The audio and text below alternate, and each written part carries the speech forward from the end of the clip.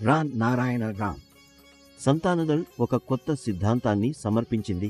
ఈ భూమిపై ఉన్న అన్ని మతాలు మరియు గ్రంథాలు, వాటిని నమ్మే వ్యక్తులలో ఎవరూ ఇప్పటి వరకు ఈ విషయాన్ని చెప్పలేదు మరియు ఎక్కడా రాయలేం కూడా. అంటే వ్యక్తిగత యాజమాన్యం, మనుషుల చేత తయారైన మతాలు, రాజకీయ పార్టీలను మరియు మనుషులచే రూపొందించబడిన రాజ్యాంగాన్ని తొలగించాలి అని. అన్ని మతాలు కలిసిమెలిసి సఖ్యతతో ఉండాలని నేర్పాయి. ప్రతి మనిషికి సమానత్వం, స్వేచ్ఛ మరియు న్యాయం అతని జన్మ హక్కు. కానీ ఇది ఇప్పటి వరకు సాధ్యపడలేదు. అందుకే సంతానదళ్ నిర్ణయించుకుంది, వారు వైదిక ఉద్యమాన్ని ప్రారంభిస్తారు.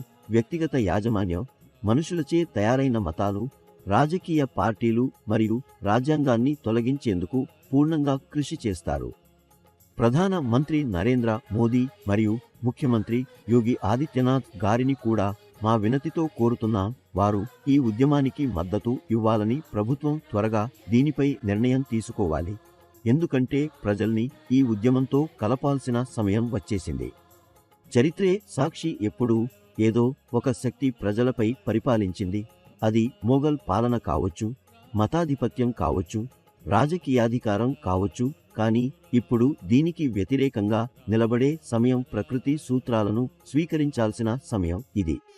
ఆకాశంలో నక్షత్రాలు, గ్రహాలు, గాలి, నీరు ఇవేవి ఎప్పుడూ ఎవరి మీద యాజమాన్యం ప్రకటించవు.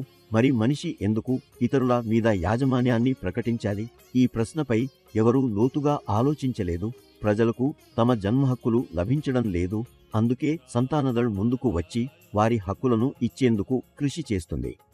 సంతానదళ్ యొక్క ఉద్దేశ్యం విభిన్న మతాలలో విభజించబడ్డ ప్రజలకు వారి జన్మ హక్కులను తిరిగి ఇవ్వడం. మేము మీను వేడుకుంటున్నాం, యోగి గారికి, మోదీ గారికి ఈ ఉద్యమానికి మద్దతు ఇవ్వమని ప్రేరేపించండి.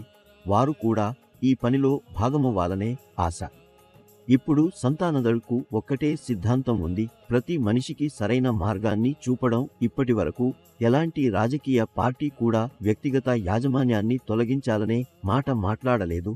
ఎందుకంటే అలా చేస్తే వారికి నష్టమే.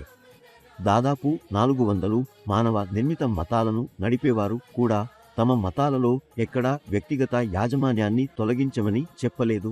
అందరూ ఇది గ్రహించాలి. ఇప్పుడు సమయం వచ్చింది. సంతానదళ్తో కలిసి ఈ వ్యవస్థకు వ్యతిరేకంగా నిలబడాలి. అందరూ కలిసి ముందుకు వచ్చి దీన్ని ముగించేందుకు కృషి చేయాలి. ఇంకా సమయం ఉంది. మీరు భూమిని రక్షించవచ్చు, ఎవరినీ గాయపరచకుండా. మీరు శాంతియుతంగా ఉద్యమం చేయవచ్చు. ఆలోచనతో, దృష్టితో ముందుకు సాగాలి. ఒక శిశువు పుడితే అది ఏ మతాన్ని వెంట తీసుకొచ్చి పుట్టదు. అది ఏడుస్తూ పుడుతుంది. మతం పేరు చెప్పి కాదు. భూమిపై వచ్చే ప్రతి వ్యక్తి ఖాళీ చేతులతో వస్తారు, ఖాళీ చేతులతోనే వెళ్తారు. అందుకే ప్రతి ఒక్కరూ తమ ఆదాయంలో సగం పేదలతో పంచుకోవాలి. దేశంలో ఎన్నో మంది ప్రజలు, పిల్లలు ఆకలితో నిద్రపోతున్నారు. వారికి భోజనం పెట్టండి.